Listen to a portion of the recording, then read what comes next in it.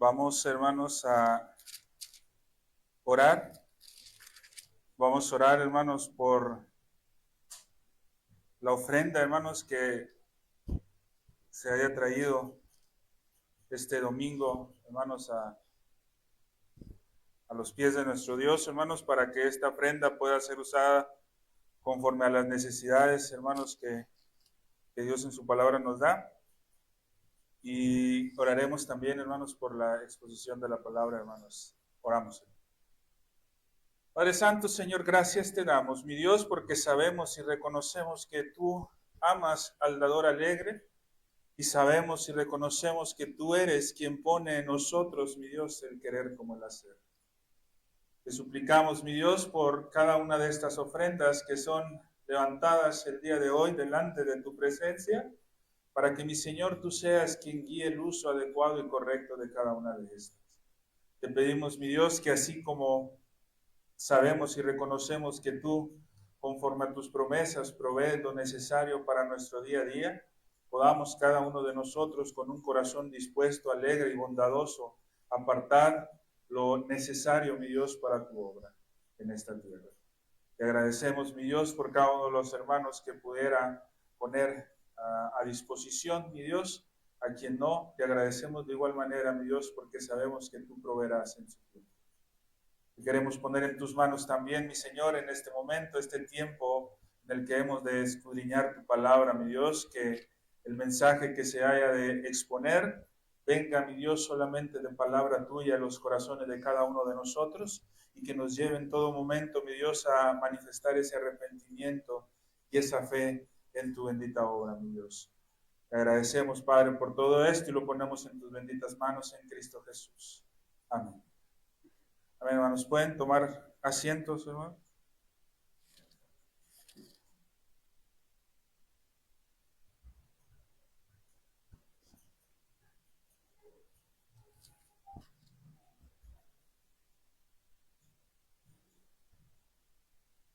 Capítulo 15, hermanos,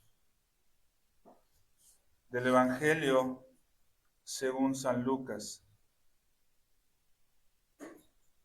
Uno de los himnos, hermanos, más conocidos hace referencia a esta parábola, hermano. Es un himno, hermanos,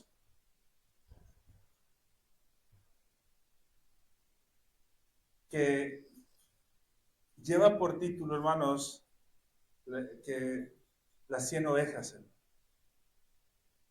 Es un himno, hermanos, dentro del ámbito bautista sumamente conocido.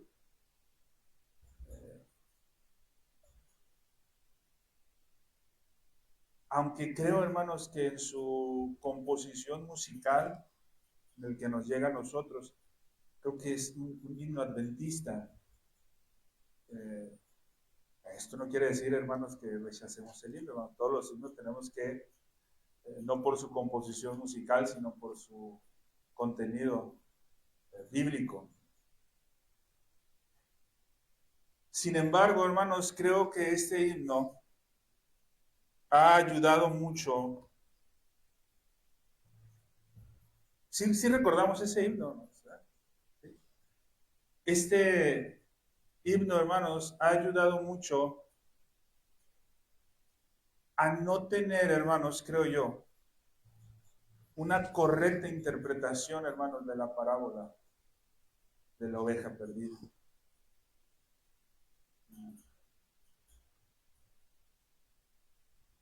Y a veces, hermanos, lleva a buscar una justificación en cuanto a una aplicación dentro de las iglesias.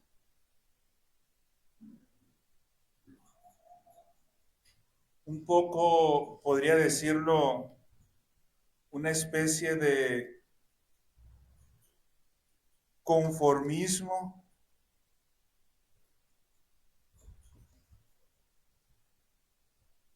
o, ¿cómo se le dice? Cuando consienten a alguien mucho, hermanos.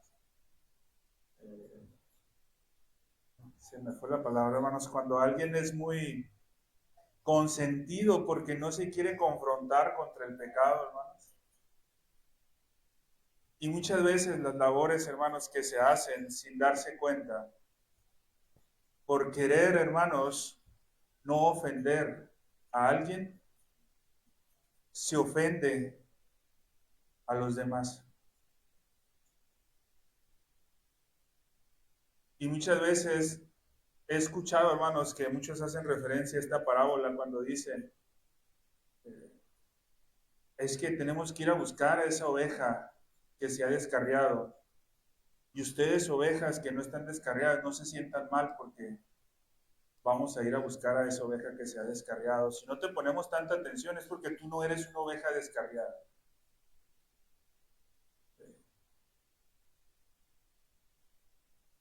Vamos a ver, hermanos, ahorita conforme vayamos exponiendo, que en primera instancia, hermanos, las 99 ovejas que se quedan, hermanos, y que deja el pastor de las ovejas ahí, que hace referencia en esta parábola, no es la iglesia. Esas 99 ovejas no son la iglesia. Y a veces se piensa, hermanos, que esas 99 ovejas son ovejas maduras que tienen que consecuentar al que en teoría, hermanos, pudiera ser débil en la fe. Pero vamos a ver, hermanos, ahorita conforme la enseñanza de la Escritura, que eso está muy alejado de la verdad, hermanos.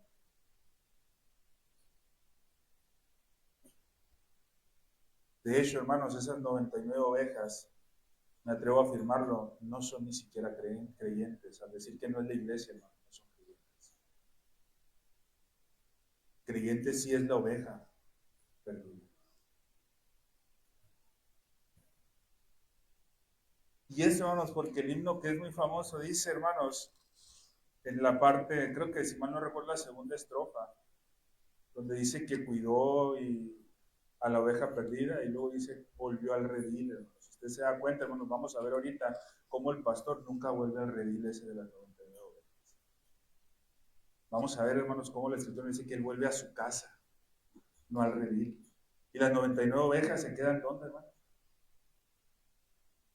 Pues en el mundo. Vamos a, hermanos, a hacer lectura, hermanos, del capítulo 15, del 1 al 7, hermanos. Dice, hermanos, la palabra de nuestro Dios. Se acercaban a Jesús todos los publicanos y pecadores para oírle. Y los fariseos y los escribas murmuraban diciendo, este a los pecadores recibe y con ellos come. Entonces él les refirió esta parábola diciendo, ¿qué hombre de vosotros teniendo 100 ovejas, si pierde una de ellas, no deja las 99 en el desierto y va tras la que se perdió hasta encontrarla? Y cuando la encuentra, la pone sobre sus hombros gozosos, y al llegar a casa, reúne a sus amigos y vecinos diciéndoles, gozaos conmigo porque he encontrado mi oveja que se había perdido. Os digo que así habrá más gozo en el cielo por un pecador que se arrepiente que por 99 justos que no necesitan de arrepentimiento. Versículos del 1 al 3, hermanos, repito. Y con esto iniciamos, hermano. Todos los recaudadores de impuestos y los pecadores se acercaban a Jesús. ¿Para qué, hermanos? Para oírle. Luego dice, y los escribas, y los fariseos y los escribas murmuraban diciendo, este recibe a los pecadores y come con ellos. Entonces él les refirió esta parábola diciendo. Este primer versículo, hermanos, con el que inicia el capítulo 15, nos dice, en primer lugar, hermanos, que todos los recaudadores de impuestos y los pecadores, recaudadores de impuestos y pecadores, hermanos, habla de dos grupos, hermanos. En este texto, hermanos, en esta parábola, el Señor nos está hablando de 4 grupos. Primero presenta 2. Por un lado, hermanos, están recaudadores de impuestos y por otro lado están pecadores, hermanos. Se acercan estos 2 grupos primeros, ojo hermanos, estos 2 primeros grupos se acercan a escuchar las enseñanzas, hermanos, que Jesús estaba dando. Cuando dice, hermanos, primero, hay que aclarar algo, hermanos, cuando dice todos, ¿sí?, los recaudadores y los pecadores, hermanos, tenemos que entenderlo en una especie de hipérbole, hermanos, donde no está diciendo que todos, sino que algunos, primeramente algunos de los que formaban parte de aquellos encargados de recaudar impuestos y aquellos que eran conocidos como los pecadores, porque sí, hermanos, son 2 grupos distintos. Ahora, los recaudadores de impuestos eran pecadores, sí, como los fariseos y como los escribas eran pecadores también, hermano. Pero aquí, hermanos, no está haciendo hincapié. Hay muchas veces, hermanos, que la Escritura hace hincapié en una cosa y la repite, hermanos. Aquí no está repitiendo. Aquí, hermanos, está hablando de 2 grupos distintos. Por un lado, recaudadores de impuestos y por otro lado, pecadores. Tenemos, hermanos, que trasladarnos al contexto histórico de donde se está escribiendo esta parábola para entender que eran 2 grupos distintos, los primeros que se presentan, hermanos. Ahora, no eran todos los recaudadores y no eran todos los pecadores. Del grupo de recaudadores de impuestos y del grupo de pecadores, había algunos, hermanos, que se acercaban a Jesús a escuchar. ¿Sí? Algunos se acercaban a Jesús a escuchar. Ahora, ¿quiénes eran, hermanos, el primer grupo? Los recaudadores de impuestos. Lo primero, hermanos, que me gustaría, que tuviéramos en nuestra mente, cuando a nosotros nos hablan de recaudadores de impuestos, hermanos, lo primero que se viene a nuestra mente en el contexto actual es el SAT. Y muchas veces se dice, mira, ¿sabes quiénes eran los recaudadores de impuestos? Eran como aquellas personas que andan con su chalequito y su morralito y que van de negocio en negocio y que te llevan multas. ¿Sí? Y esto, ¿no? Lo primero, hermanos, cuando el escritor nos habla de recaudadores de impuestos, hermanos, no es un similar a los cobradores del SAT en este tiempo. Eso es lo primero, hermanos. No es lo mismo. No es, hermanos, incluso, hermanos, no es ni parecido, hermanos.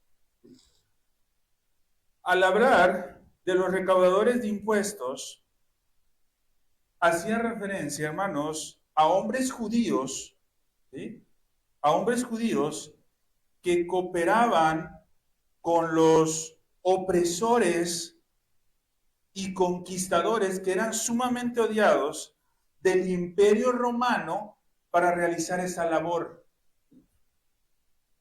El Imperio Romano, hermanos, en aquel tiempo, sí, hermanos, era un imperio opresor. ¿Sí? Era un imperio, hermanos, que no buscaba, por decir de alguna manera, hermanos, que se les obedeciera de una forma buena, hermanos. Tenían que obedecer como ellos decían. ¿Sí? Entonces tenían que dar dinero porque ellos decían. Y cuando se llegaba a cobrar, hermanos, no era como llegan los cobradores del SAT ahora, hermanos, con una notificación primero y te dan 24 horas para que te arregles, hermanos. No, hermanos. Ellos llegaban, hermanos, y como venían acompañados de soldados, mientras unos se quedaban sentados en una mesa a recibir, otros iban a los lugares donde no daban, hermanos, y empezaban a hacer destrozos y obligaban. Con soldados, hermanos, quitando todo lo que obtenían, hermanos. Entonces, primero, hermanos, tenemos eso. Ese grupo de gentes, ese grupo de judíos, hermanos, ¿sí? Ese grupo de judíos, hermanos. No podemos negar, hermanos, que los judíos en el tiempo del Antiguo Testamento fueron designados como el pueblo de Dios. La pared intermedia, hermanos, se derriba después de nuestro Señor Jesucristo, hermanos, pero no podemos olvidar, hermanos, que era una nación elegida por Dios.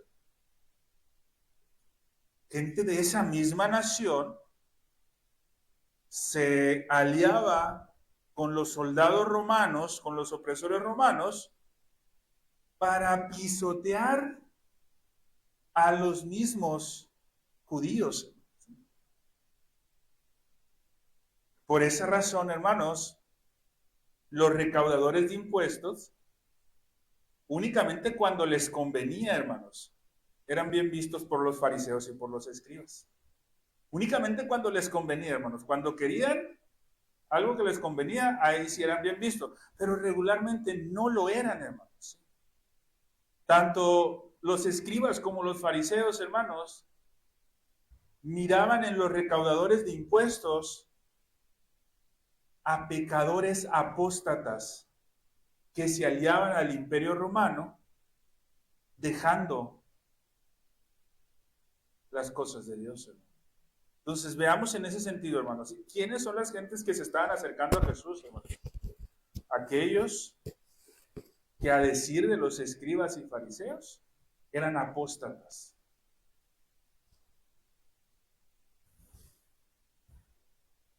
Y tiene otro grupo, hermanos, aparte de los recaudadores de impuestos. Aparecen en escena también los pecadores. Cuando la Escritura, hermanos, en este pasaje nos habla de los pecadores, se está haciendo referencia a un grupo de judíos también, que en aquel tiempo eran conocidos o eran llamados dentro de los judíos como la gente de la tierra. Así se les llamaba, hermanos, a estos pecadores. La gente de la tierra. Un grupo dentro de los mismos judíos. ¿Por qué se les llamaba la gente de la tierra, hermanos? Porque este grupo se caracterizaba, hermanos, porque no se preocupaban por la ley religiosa. Es decir, hermanos, en ellos no había una preocupación por guardar la ley como Moisés la había dado. Ellos no se preocupaban por eso. Al no preocuparse por la ley, en cuanto a su cumplimiento, hermanos, en cuanto a su obediencia de la ley, automáticamente estas gentes pues también eran rechazados y eran despreciados por los escribas y los fariseos. Entonces, ¿qué tenemos aquí, hermanos? ¿Sí? Y esto es importante, hermanos, para que no perdamos el hilo. De la gente que se creía el pueblo de Dios, que se creían los siervos de Dios, de esa gente, hermanos, había 4 grupos. Y 2 de esos grupos, el caso de los recaudadores de impuestos y los pecadores, eran rechazados y eran odiados y eran acusados por aquellos que se creían religiosos, que se creían los más cercanos a Dios. Estos 2 grupos, hermanos, vinieron a escuchar a Jesús. Lo vinieron a escuchar como un maestro. Lo vinieron a escuchar como un rabino. Lo vinieron a escuchar, hermanos, como un experto de la ley del Antiguo Testamento. Curioso, hermanos. Algo despertó en aquellos que rechazaban la obediencia de la ley en el Antiguo Testamento para ir a escuchar a alguien, hermanos, que buscaba que se guardara la ley también, hermanos. A diferencia de los escribas y fariseos, hermanos, recordemos que nuestro Señor Jesucristo lo que buscaba era que se guardara la ley, no a la letra, sino en el espíritu también de la ley. Entonces, iban a escucharlo para aprender, hermanos. ¿Para qué vas tú con un maestro, hermanos, si no es otra cosa que es para aprender? Ahora, el versículo 2 nos dice que además de estos otros 2 grupos, venían otros 2 grupos más. Estaban los fariseos y los escribas. Y allí estaban presentes. Pero hermanos, cuando unos iban dispuestos a escuchar las enseñanzas de Jesús, otros iban, hermanos, y lo dice rápidamente, iban a murmurar. ¿Sí? No iban a escuchar a Jesús, hermanos. iban a murmurar de Jesús. ¿Qué quiere decir esto, hermanos? Iban a hablar de Jesús. Lógicamente, hermanos, no cosas buenas. La característica principal de los fariseos, hermanos, es que eran muy estrictos. Estos hombres se dedicaban a estudiar y a aplicar la letra de la ley de Moisés.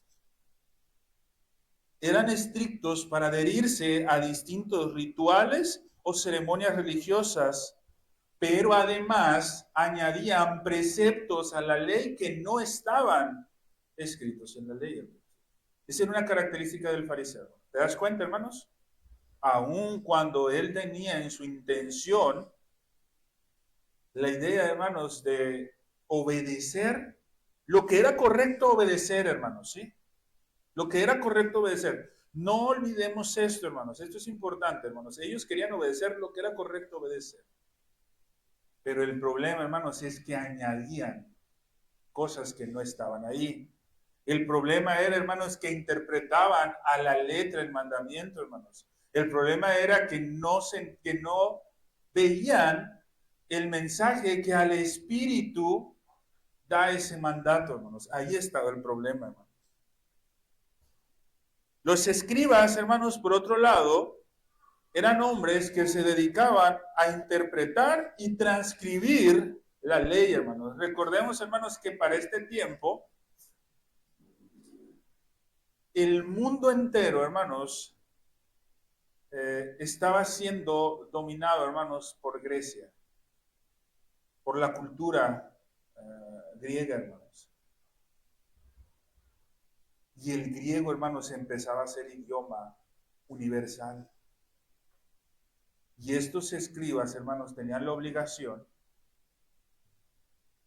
de que el hebreo y el arameo en el que habían sido escritas las Sagradas Escrituras fueran transcribidas a un griego más común, hermano.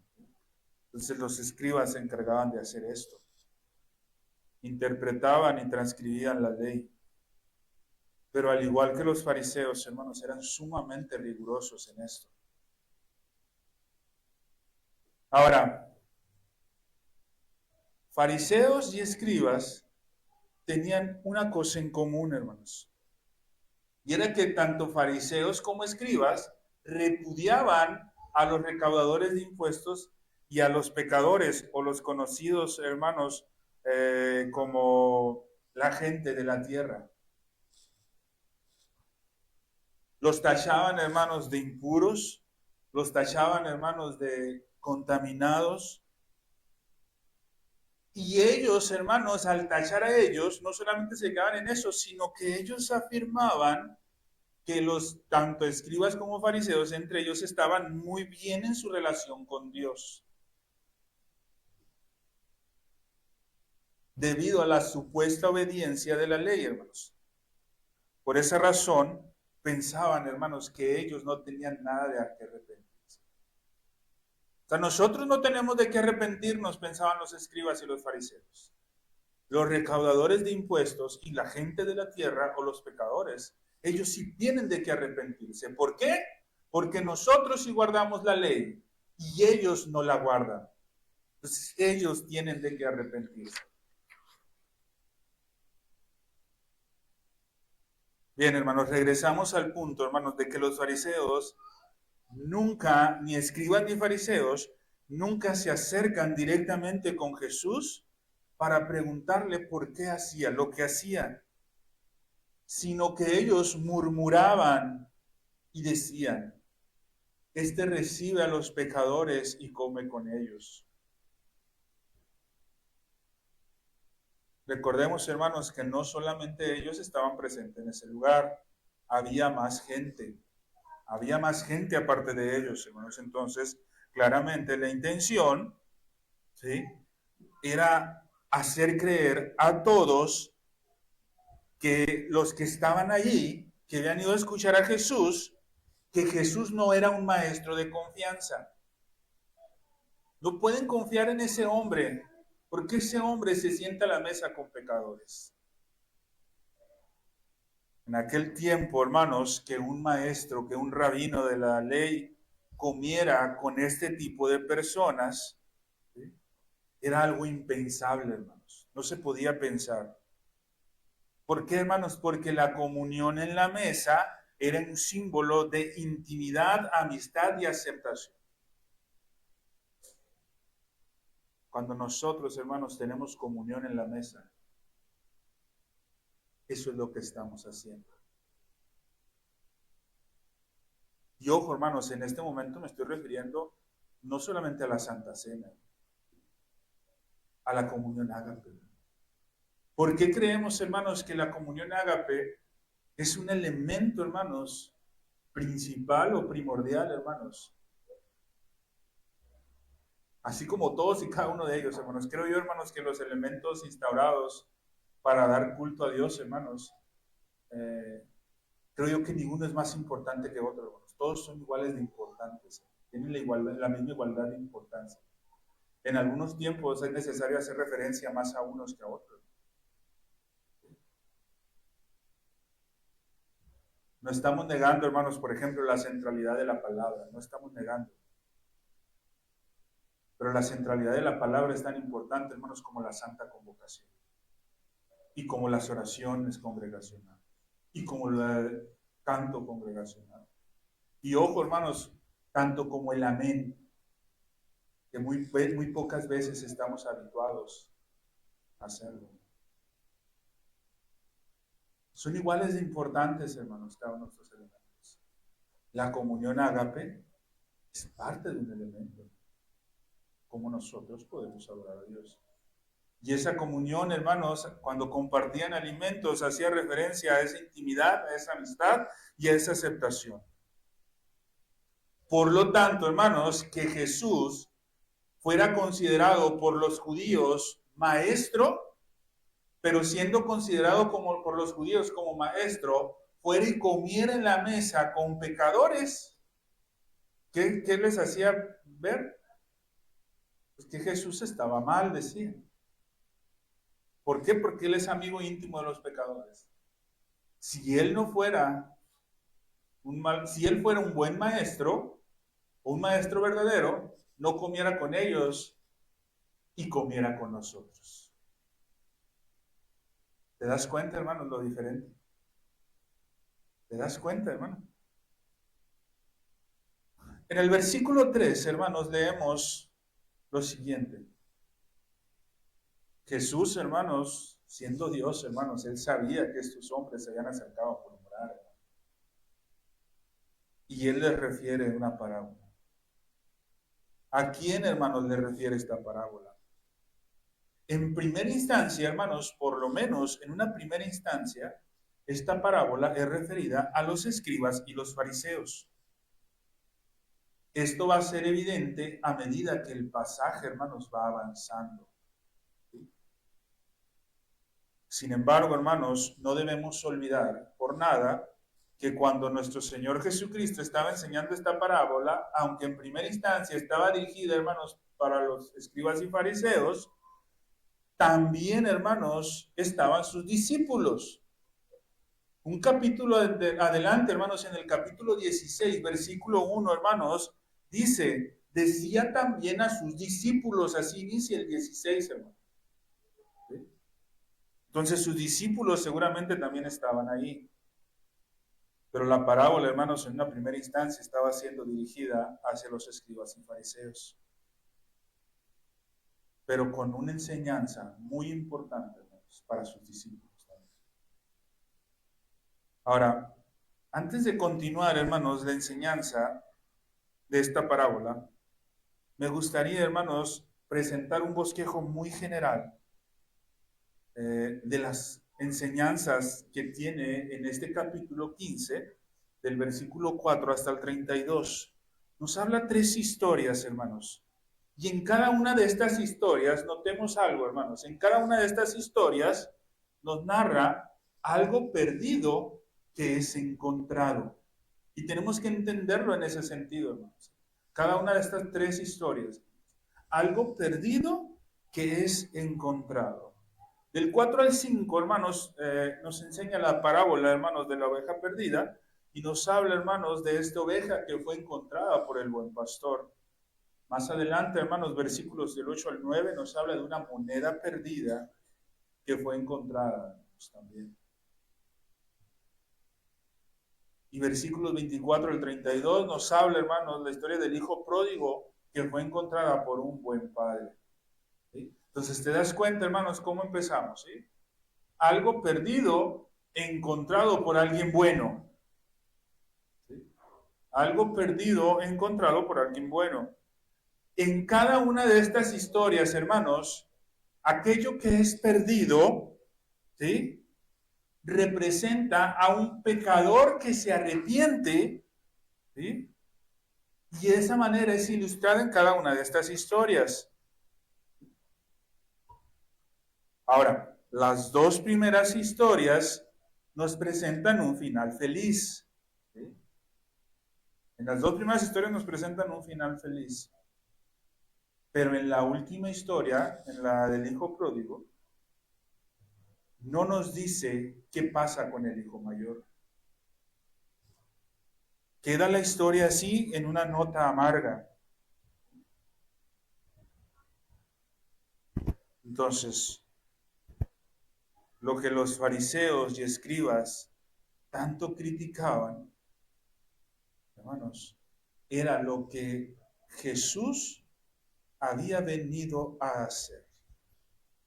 Benjamin Kish dice lo siguiente, hermanos: el propósito de nuestro Señor Jesús al hablar estas parábolas era precisamente mostrar a lo que vino Jesús a este mundo, que era salvar aquello que se había perdido. Lo que le estaban criticando, hermanos, escribas y fariseos, y por lo que estaban murmurando, y por lo que lo estaban queriendo hacer ver como un mal maestro, realmente era por lo que Jesús, y eso estaba profetizado que así sería, tenía que hacer. El único que estaba obedeciendo lo que realmente tenía que hacer era el que estaba siendo más criticado, que es nuestro Señor Jesucristo.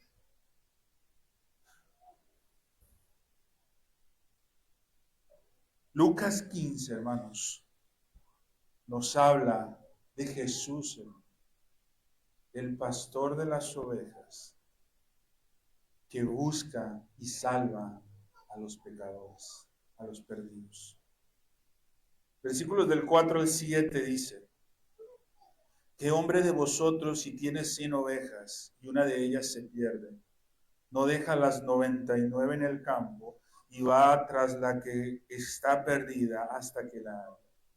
Al encontrarla, la pone sobre sus hombros gozoso, y cuando llega a su casa, reúne a los amigos y a los vecinos diciéndoles: alegraos conmigo porque he hallado mi oveja que se había perdido.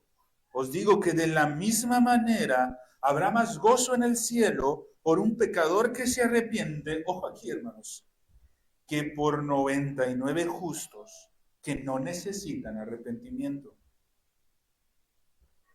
Vamos a ver tres aspectos importantes aquí, hermanos, en esta parte. Primero, ¿sí?, como escribas y como fariseos, las personas que escuchaban esta parábola, ¿sí?, eran reconocidos como rabinos, como maestros también, maestros de la ley. Si eran reconocidos como maestros de la ley, hermanos, lo primero que tenemos que tener bien en claro es que tenían que conocer el Antiguo Testamento, hermanos. Lo tenían que conocer. Aunque muchos, o en su mayoría, y muchas veces, hermanos, ignoraban el verdadero significado de este, pero ese no era, hermanos, razón para que no supieran a lo que nuestro Señor Jesucristo les estaba haciendo referencia con esta parábola, porque esta parábola, hermanos, es tomada del Antiguo Testamento. Ellos deberían de haberla conocido. Cualquiera de las palabras que nuestro Señor Jesucristo dijera, y quisiera alusión al Antiguo Testamento, iba a ser algo muy confrontador para ellos. Segundo, hermanos, notemos los elementos que hay en los versículos 4 y 7.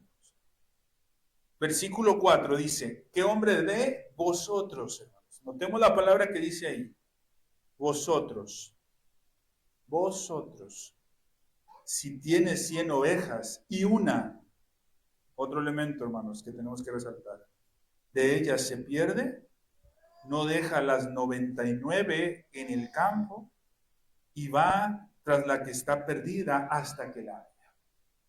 Uno de vosotros. Tres palabritas, hermanos. Vosotros, 1 y 99. ¿Sí? Versículo 7. Os digo de la misma manera que habrá más gozo en el cielo por un pecador que se arrepiente que por 99 justos que no necesitan arrepentimiento. Es decir, hermanos, en el versículo 4, haciendo referencia a la parábola, ¿sí?, él está diciendo, ustedes pónganse en el lugar del pastor. Ojo que no les está diciendo, hermanos, pónganse en el lugar de la oveja. Pónganse en el lugar primero del pastor, para ver quién realmente es el verdadero maestro. Ustedes están tratando de hacer ver, les decía nuestro Señor Jesucristo, que yo no soy maestro, pero vamos a ver quién es verdaderamente el maestro. Ustedes tenían que hacer esto. Ustedes lo tenían que hacer. Y no lo han hecho. Ahora, en los patrones que siguen, tanto el versículo 4 como el 7, hermanos, sin duda el tema central de estos es la restauración. ¿Por qué, hermanos? Porque lo que ha sido perdido ha sido restaurado. El tema de la restauración, hermanos, de que aquello que ha sido perdido ha sido restaurado, era una enseñanza del Antiguo Testamento, hermanos. Entonces, cuando hacía referencia a que algo se había perdido y había sido restaurado, los escribas y fariseos inmediatamente iban a relacionarlo con la restauración. Hermanos, era algo que ellos estaban esperando. La restauración del templo, del pueblo de Dios en la tierra, con la venida del Mesías, era lo que ellos esperaban. Entonces, al hablarles de restauración, nuestro Señor Jesucristo, ellos tendrían que ver inmediatamente relacionado a esto. Tercer lugar, hermanos, hay 3 pasajes en el Antiguo Testamento que sin duda alguna estaban presentes en la mente de Jesús cuando enseñó esta parábola. Y sin duda cada uno de estos 3 pasajes, hermanos, los fariseos los conocían. Y tendría que habérseles venido a la mente esto. Tenemos primero el Salmo 23, hermanos. El Salmo 23, hermanos, muy conocido por todos, hermanos. ¿Sí? Aquí la historia únicamente lo que hace, hermanos, es cambiar animales por personas. Pero en realidad la historia es la misma. Dios es el buen pastor, ¿sí?, un anfitrión generoso que prepara comida y concluye la historia en el Salmo 23 en la casa del Señor, donde el salmista dice que habitará para siempre. ¿Te das cuenta, hermanos? La parábola de la oveja perdida es la misma, hermanos, que lo que el Salmo 23 está enseñando.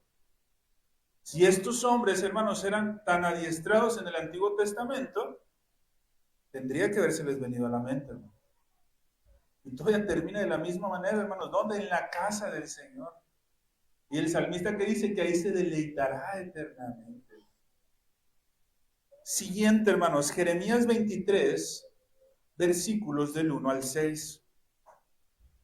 En Jeremías 23, hermanos, versículo del 1 al 6, vemos, hermanos, que se presenta una crítica muy dura para los pastores que han perdido su rebaño. Se les tacha, hermanos, como malos pastores que destruyen, que dispersan y que no atienden su rebaño. ¿Y qué es lo que pasa con estos pastores, hermanos, que nos enseña Jeremías 23, hermanos? Nos dice que Dios anuncia un juicio sobre ellos, hermanos. Dice, hermanos, que Dios reunirá el remanente del rebaño y lo hará volver, restauración, ¿sí? Lo hará volver. Y promete que le dará nuevos pastores fieles, pastores que sí van y buscan a las ovejas perdidas. Ellos se sentían más cómodos con las ovejas que ellos creían que no estaban perdidas. Creían que eran justos, pero no iban y buscaban a las ovejas perdidas. Dios resucitará la rama de David y esta rama se llama el Señor de nuestra justicia. Él salvará el rebaño y habitará con seguridad. Ahora, el último texto, hermanos, es un poco más amplio. Ezequiel 34, versículos del 1 al 31. En Ezequiel 34, versículos del 1 al 31,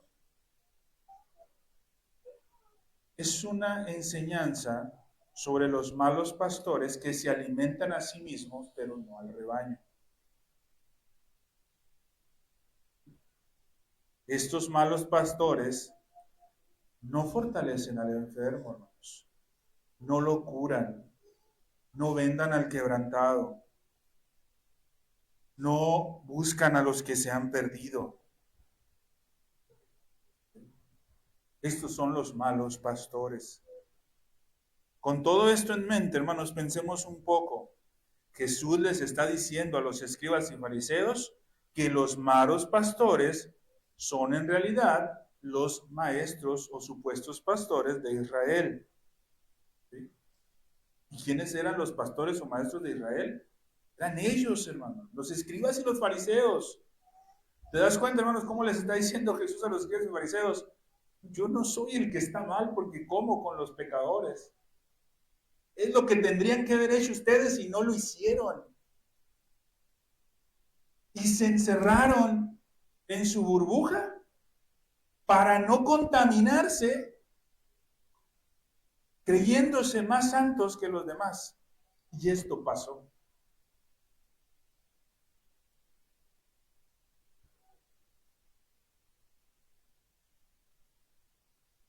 Jesús les dice, hermanos, que Él es el único entre ellos que ha sido capaz de dejar a los 99 por ir por la oveja perdida.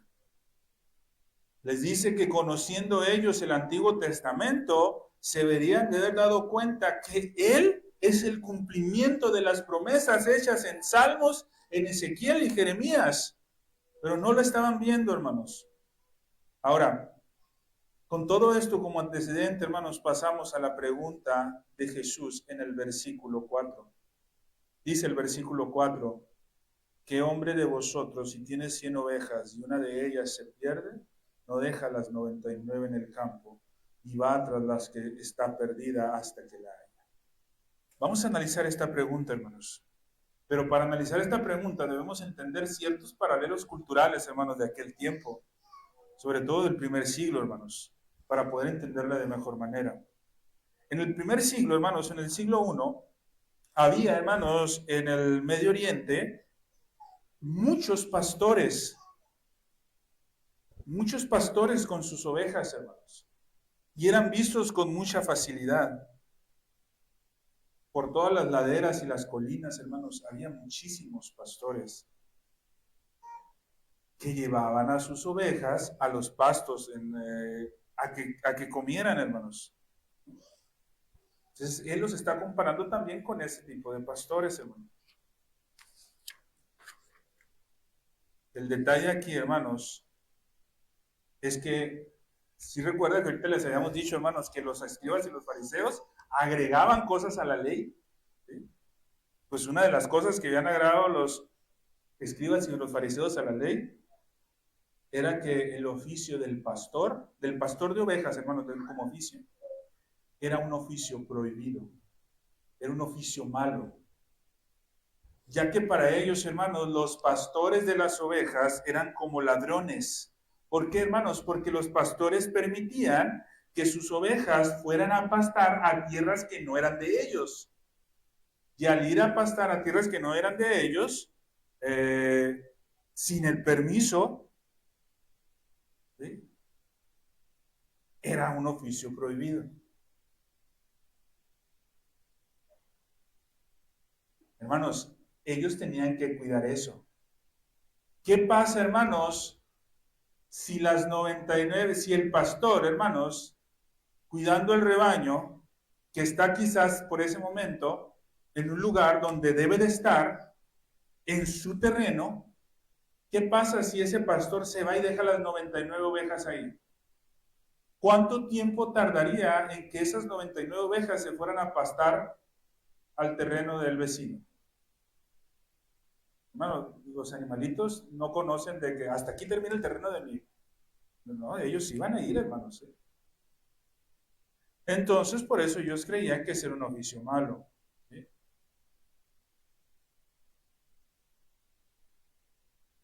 Los pastores, hermanos, perdón, los fariseos, ¿sí?, creían que lo que ocurre en la historia al principio es en realidad lo que no ocurre. Y por esa razón, hermanos, en el versículo 7, Jesús identifica a los 99 como personas justas que no tienen de qué arrepentirse. ¿Habrá aquí, hermanos, alguna persona justa que no tiene de qué arrepentirse? Qué bueno que dijeron que no.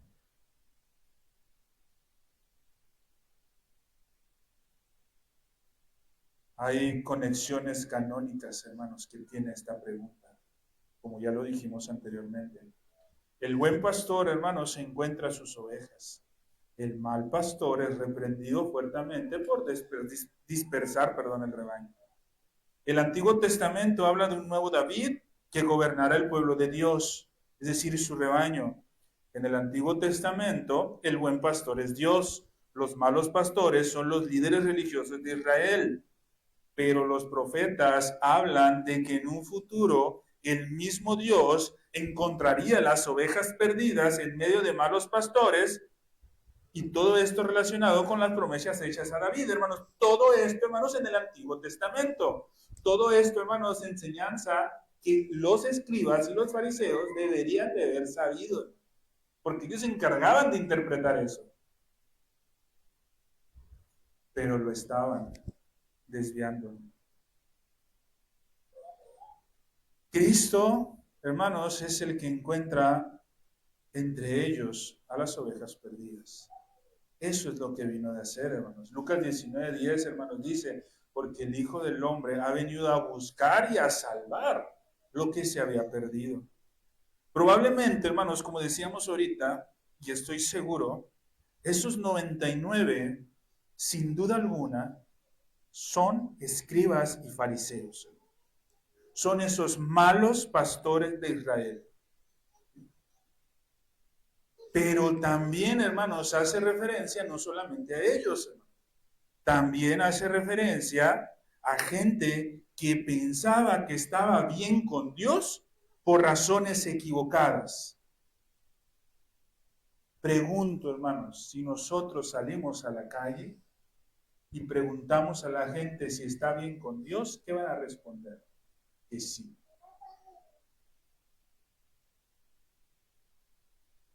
Y digo, hermanos, que te encuentres ese tipo de gente en la calle, pues a lo mejor no es de extrañar. Pero qué triste, hermanos, es que no lo encontremos dentro de la iglesia. Porque no lo vamos a encontrar, hermano. El trigo y la cizaña crecen juntos. No hay forma, hermanos, que esto se evite. Ahora, vamos al momento cuando el pastor, hermanos, encuentra a esa oveja. ¿Sí? Cuando el pastor encuentra la oveja perdida, dice, hermanos, que regresa a su casa. te das cuenta, hermanos, que no dice que regresa a donde dejó a las ovejas perdidas, a las 99. Dice que regresa a su casa. ¿Qué pasó con las 99, hermanos? ¿Qué pasa con las 99? El buen pastor, hermanos, se ocupó por aquella, hermanos, que lo necesitaba y que se había arrepentido.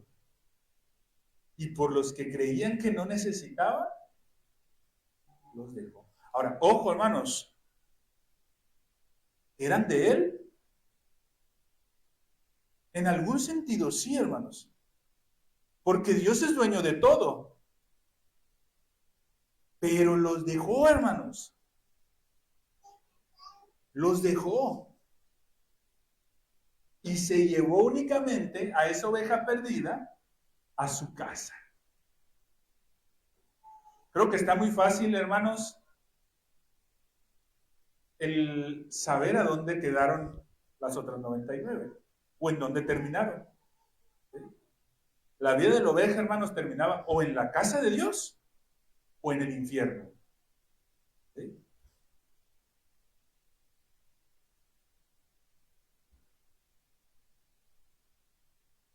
La casa del pastor, hermanos, que hace referencia en esta parábola, no es otra que la morada de Dios, hermanos. Es a donde regresa el pastor con la oveja perdida.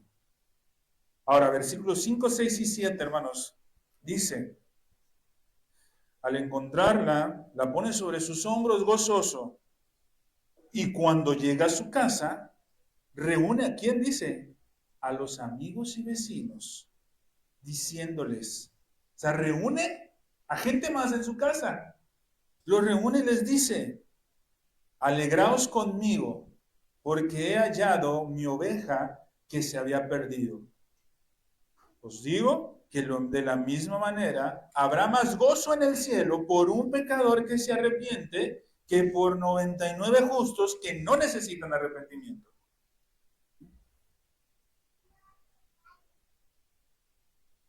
Isaías, hermanos, 53:6 nos dice: todos nosotros nos descarriamos como ovejas, nos apartamos cada cual por su camino, pero el Señor hizo que cayera sobre él la iniquidad de todos nosotros. Cuando una oveja se pierde, hermanos, ¿qué pasa con la oveja que se pierde, hermanos? Está asustada, hermanos, no piensa con claridad, se debilitan, hermanos, y se agotan y quedan en el lugar donde perdieron todas las fuerzas. Una oveja, hermanos, no regresa hacia el lugar donde estaba. Una oveja se va, empieza a perderse. Y cuando se agota, ahí queda. Tú la puedes encontrar muerta. ¿Sí? La enseñanza de Isaías, hermanos, nos compara a cada uno de nosotros como ovejas descarriadas. Y ahora, regresando a Lucas, hermanos, dice que después, al encontrarla, ¿qué consolador debe de ser para nosotros, hermanos, que siendo ovejas perdidas, siendo ovejas descarriadas, siendo ovejas, hermanos, completamente sin saber un rumbo, qué gozo, hermanos, y qué bendición es saber que el buen pastor nos encuentra.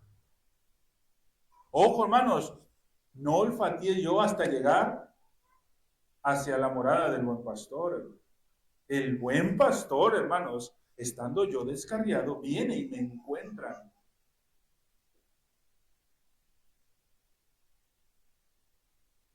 Ahora, ¿qué pasa, hermanos, cuando le encuentra, hermanos?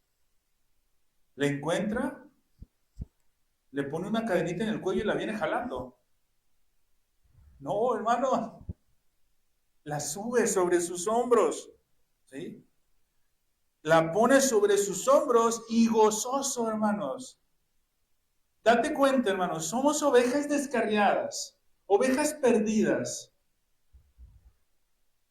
Y nuestro buen pastor va por nosotros, nos encuentra y no solamente nos encuentra, hermanos, nos sostiene en sus hombros y gozoso, hermanos, nos lleva a su casa.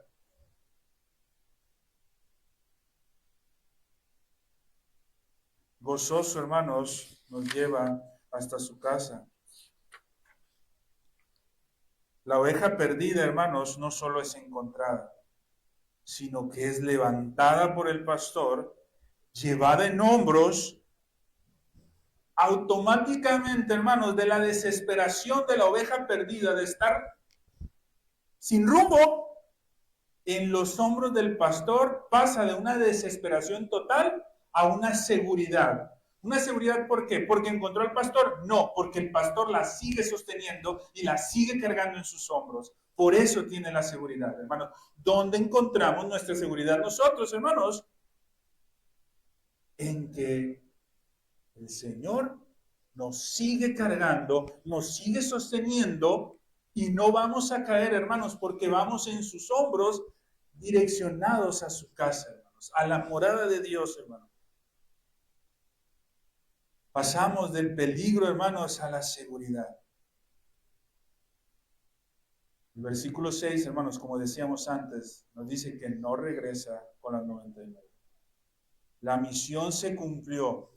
Es hora de regresar a casa. Cristo encuentra a los perdidos y lleva a los perdidos a la casa de Dios, hermanos. Ahora, algo importante, hermanos, que notar aquí es que cuando encontró a la oveja, ojo, hermanos, no dice esto. Cuando encuentra a la oveja, ¿sí?,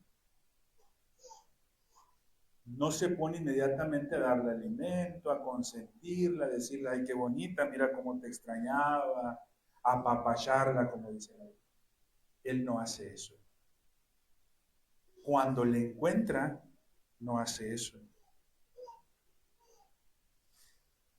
¿Por qué digo esto, hermanos?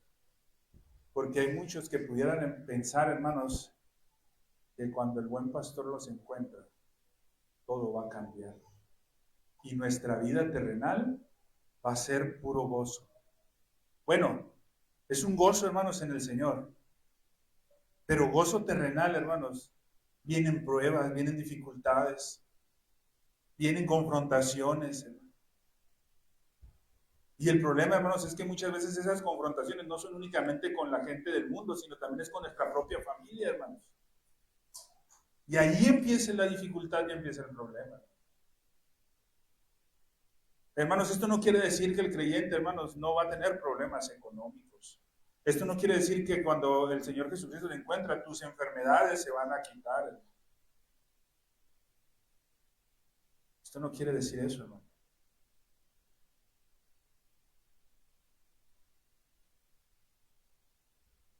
Ahora, otra cosa importante.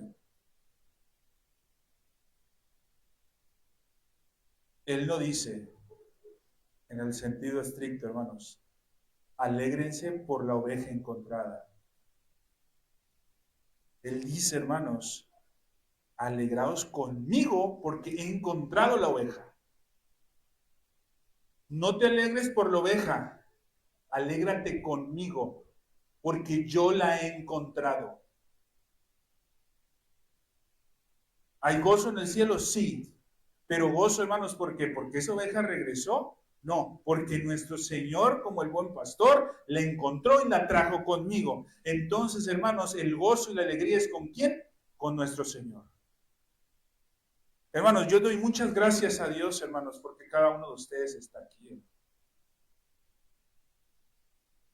Y que como dicen por ahí, hermanos, muchas veces, gracias a Dios, porque creo que no se da. Pero en muchas congregaciones, hermanos, nomás dicen, el pastor no va a estar. Y es como si no, es como casi dijeran, no va a haber culto el día de hoy. Pero gracias a Dios, hermanos, porque estamos acá. Y gracias a Dios porque el hermano está predicando en el lugar donde está bien. Bueno, no sé si en este momento, ¿no? Pero por allá va a estar predicando.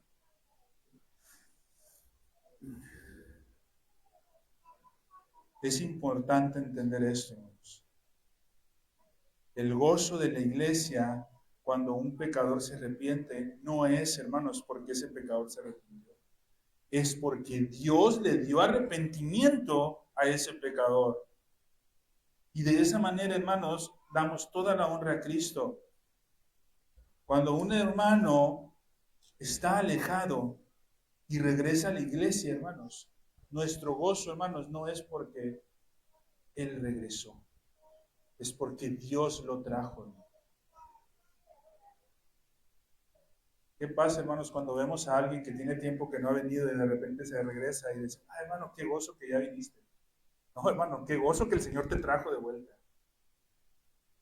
Porque si fuera por uno, hermano, no estaríamos aquí. Qué gozo, hermanos, que Dios nos trae. ¿Sí? Versículo 7, hermanos, con esto vamos a ir finalizando. Os digo de la misma manera que habrá más gozo en el cielo por un pecador que se arrepiente que por 99 justos que no necesitan arrepentir. Este versículo, hermanos, es una especie de comentario sobre lo que Jesús acaba de decir en la parábola. Jesús les está diciendo, ustedes tienen que entender este punto. Hay más alegría en el cielo. ¿Sí? ¿Qué quiere decir esto, hermanos? Lo que está pasando con lo que estoy haciendo está siendo aprobado en el cielo, les dice Jesús. ¿Sí? El cielo está de nuestro lado, no de ustedes.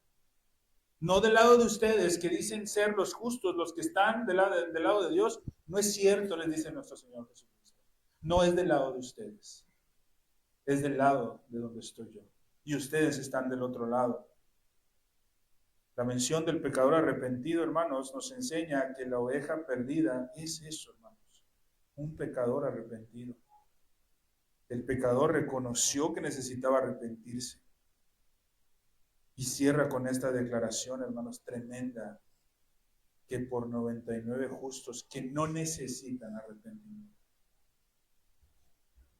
Ojo, hermanos, no está afirmando de forma literal que estos hombres eran justos y que por ser justos no necesitaban arrepentimiento. Lo que está diciendo, hermanos, es que hay que tener mucho cuidado con aquel que crea que no necesita que arrepentirse o que no tiene de qué arrepentirse. De eso hay que tener mucho cuidado. No les está diciendo, si ustedes son justos, no hay problema con ustedes. No. Hay que tener cuidado, hermanos. Porque el que crea que está muy firme, cuidado, no vaya a ser que caiga. Porque la confianza se está poniendo en un lugar equivocado. Estos que no necesitan arrepentimiento hace referencia a aquellos que piensan que no necesitan de qué arrepentirse. Entonces, los fariseos y escribas no solamente eran malos pastores, sino que también eran aquellos religiosos que pensaban que no tenían de qué arrepentirse, que todo el tiempo creen que están bien con Dios, pero en realidad no lo están.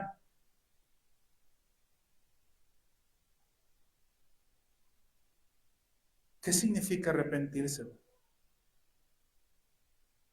Hermanos, somos llamados al arrepentimiento constante, hermanos. Pero eso no significa, hermanos, que inmediatamente todos los que estamos aquí vamos a dejar de quebrantar la ley. Todos seguimos pecando. Hasta aquel que tenga más tiempo, hermanos, en el Evangelio.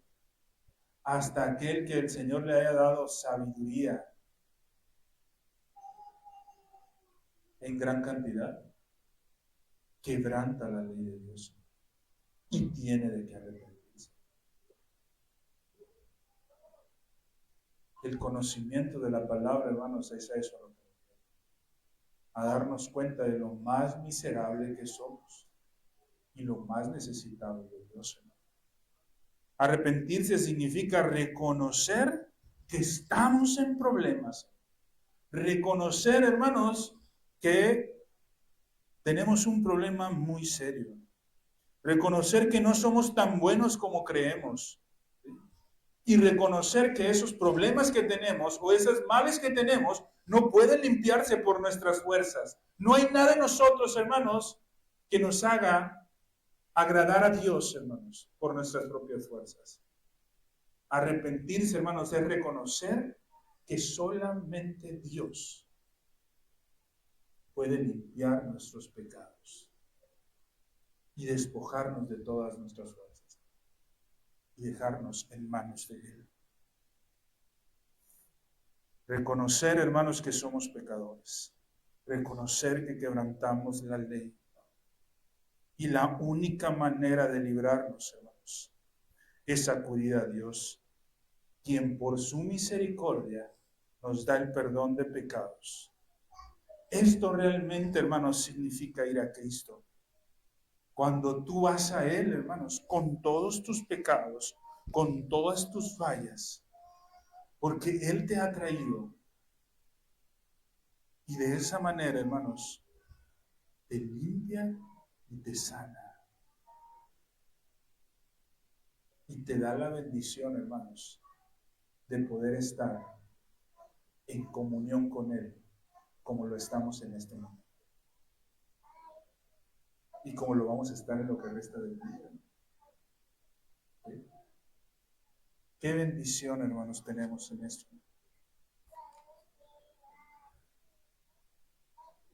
Vamos a orar, hermanos. Padre Santo, Señor, gracias te damos, mi Dios, porque sabemos y reconocemos que tú nos has encontrado, mi Dios. Porque sabemos y reconocemos que tú nos has traído delante de tu presencia a glorificar y exaltar tu santo nombre. Porque reconocemos, mi Dios, que somos esa oveja perdida que necesita ser encontrado, mi Dios, que necesita ser puesto en tus hombros, que necesitamos, mi Dios, que tú seas quien nos guíe hasta tu morada.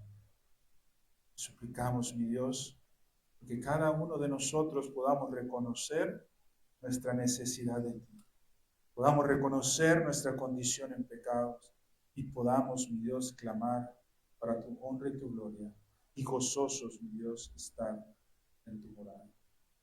Te suplicamos, mi Señor, también por aquellas ovejas que has de traer.